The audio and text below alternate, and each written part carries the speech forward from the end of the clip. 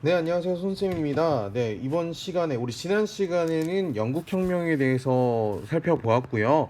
오늘은 두 번째, 그거에 대한 영향을 받았던 이제 미국혁명에 대해 살펴보겠습니다. 미국혁명은 그 영국혁명이랑 다르게 영국으로부터 어떻게 보면 독립의 역사라고 보면 될 것 같습니다. 어떻게 영국에서 벗어나서 그렇게 독립을 이루게 됐는지 이거는 흐름을 좀 주의 깊게 살펴보셨으면 좋겠습니다. 그럼 수업 시작할게요. 네, 첫 번째로 그 배경에 대해서 한번 살펴보면은 영국이 북아메리카 식민지를 개척을 합니다. 그래서 그런데 이제 식민지는 본국의 특별한 간섭 없이 자치를 누리고 있었어요. 그런데 이제 미국 혁명이라는 게 그 우리 지난번에 봤던 로크의 사회계약설의 영향을 크게 받고요. 그리고 그 영국 내에서의 그 절대 왕정 시기에 있었던 중상주의 정책, 우리 중상주의라고 하면 기억나시나요? 중상주의는 수입은 억제하고 그리고 수출을 장려하는데, 이러면서 자신들이 수출을 장려하기 위해 그리고 수입을 억제하기 위해서 전쟁이 일어났음에도 불구하고 그 전쟁으로 인해서 자치를 누리고 있던 북아메리카에 세금을 부과하게 됩니다. 왜? 그 운영을 해야 되니까요. 그래서 대표적인 세금이 바로 인지세 그리고 차세 같은 것들을 부과하기 시작합니다. 인지세 같은 경우에는 18세기 1765년부터 이제 인지세라는 걸 부과하다 보니까 그 식민지에 살고 있던 북아메리카에 살고 있던 미국인들, 미국 거기에 있는 그 식민지에 있던 사람들이 굉장히 반발을 하게 되는 거죠.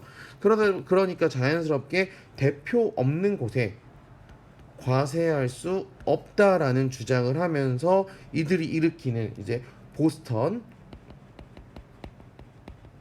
차 사건이 발생하게 됩니다. 왜냐하면 차에 대한 세금을 부과하다 보니까 이거에 대한 반발이 당연히 일어날 수밖에 없겠죠. 이해하시겠습니까? 그래서 여기 그 자세하게 한번 읽어보면은 1664년 네덜란드령이었던 지금의 뉴욕이 영국령이 되면서 동시에 차의 공급도 영국의 동인도 회사가 맡게 되자 홍차 가격이 굉장히 폭등했대요. 왜냐하면은 그러니까 이미 차를 마시는 게 생활 필수품이었던 미국인들은 높은 세금이 붙은 영국의 홍차보다 원래는 저렴한 네덜란드의 홍차를 애용했는데, 영국 동인도 회사의 막대한 세수를 지키려는 영국 정부는 1773년 동인도 회사에 차 판매 독점권을 부여하는 차 조례를 발표하게 됩니다. 이게 차세와 관련된 거겠죠.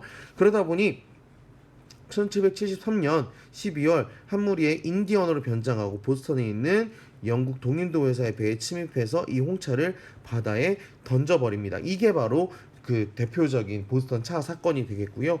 이를 계기로 각주 대표들이 모인 대륙회의가 개최되면서 독립전쟁이 시작하게 되었다라고 여러분들 정리하시면 될 것 같습니다. 넘어갈게요. 그러면 이제 독립 전쟁을 이제 전개를 하게 됩니다. 첫 번째로 이제 대륙회의라는 것을 개최를 하게 되죠. 그게 바로 1774년부터 시작이 된다. 그래서 필라델피아에서 시작을 했고요. 그러면서 이제 영국군과 식민지 민병대의 무력 충돌이 일어납니다. 어디에서? 렉싱턴이라는 곳에서. 그래서 이 전투를 렉싱턴 전투라고 이야기를 합니다. 그러면서 이제 제2차 두 번째 이제 2차 대륙회의가 펼쳐지게 되면서 이제 미국이 독립 선언문을 공포하게 되는 거죠. 그러면서 그 독립 선언문에 나와 있는 이 저항권이라는 것을 두게 된다라고 봅니다. 아래 박스를 먼저 한번 살펴보면 이 여기 보면은 만일 어떠한 형태의 정부이든 이러한 권리를 침해한다면 사람들은 그 정부의 형태를 바꾸거나 폐지하여 인민의 안전과 행복을 잘 이룩할 수 있는 새로운 정부를 조직하는 것이 인민의 권리다라고 주장을 하면서, 요거 어디서 많이 봤었는데 기억하시나요? 그렇죠. 로크의 영향을 받았음을 알 수 있다 라고 여러분들이 정리하시면 되겠죠. 로크는 사회계약서에서 저항권을 인정을 했으니까요. 이해하시겠죠? 이렇게 내용을 정리를 하시게 되겠고요. 그러면서 이제 프랑스, 네덜란드, 에스파냐 같은 국가들은 이제 영국에게 적대적이니까 적의 적은 나의 친구라는 입장에서 그 지원을 합니다. 대표적으로 이 프랑스 이때 지원을 했던 왕이 루이 16세입니다. 이 잘 기억해 두세요. 프랑스 혁명에 등장하는 그런 왕입니다. 그러면서 결국 요크타운 전투에서 승리를 하게 된 미국의 민병대 요 1781년인데요. 연도는 중요하지 않아요. 선생님 순서 때문에 연도를 적어주는 거지 연도를 중요하게 생각하지 마시고요. 그러면서 마지막에 파리에서 조약을 체결함으로 인해 독립이 승인이 되었다라는 것까지 스토리텔링을 정리하시면 될 것 같습니다. 넘어가죠. 그러면 그 결과 어떻게 되었는가? 드디어 아메리카 합중국, 여러분들이 알고 있는 그런 유나이티드 스테이트 오브 아메리카가 만들어지게 되는 것이죠. 그래서 세계 최초의 민주공화국이 수립이 됩니다. 공화국이라는 거. 초대 대통령은 그 독립전쟁을 이끌었던 워싱턴이 선출이 되게 되고요. 연방 헌법도 마찬가지로 1787년에 제정이 됩니다. 대표적인 게 연방주의라는 게 중요하겠지요.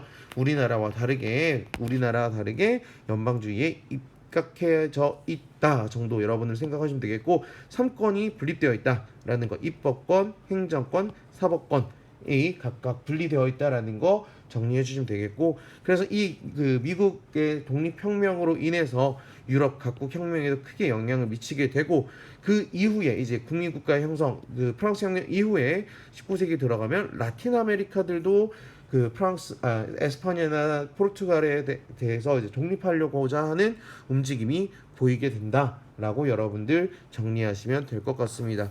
요 지도에 나와 있는 사건의 순서들도 각각 정리를 잘 해주시면 좋을 텐데, 그거는 여기에서 한번 정리를 한번 해보도록 하죠.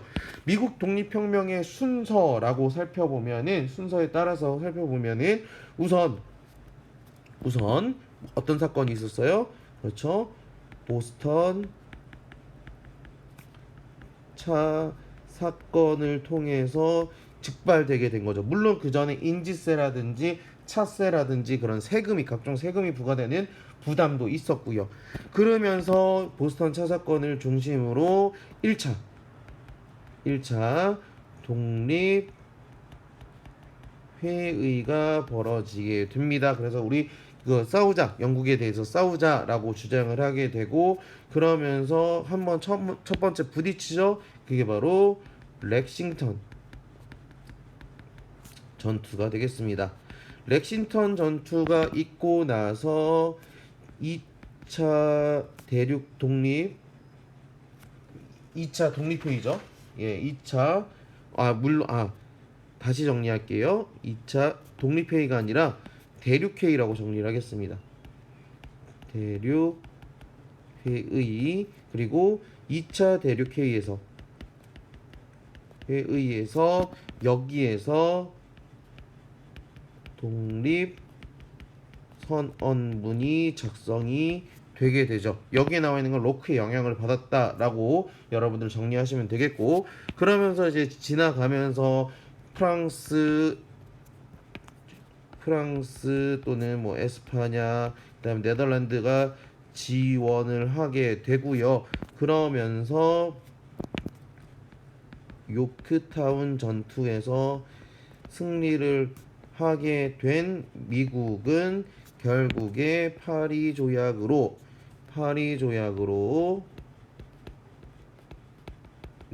독립을 승인받게 됩니다. 여러분들 순서를 여러분들 잘 정리해 두시기 바라겠습니다. 순서를 잘 정리해 주세요. 오케이. 그렇다면 이제 요거의 영향을 받아, 아까 쌤이 루이 16세 얘기했었죠. 요거의 영향을 받은 마지막 혁명인 프랑스 프랑스 혁명은 조금 길어요. 프랑스 혁명은 조금 깁니다. 네, 그래서 영상이 좀 길어질 예정인데 미국 혁명 이렇게 간단하게 보고 프랑스 혁명에 대해서 조금 다음 시간에 깊게 한번 살펴보도록 하겠습니다. 고생하셨습니다.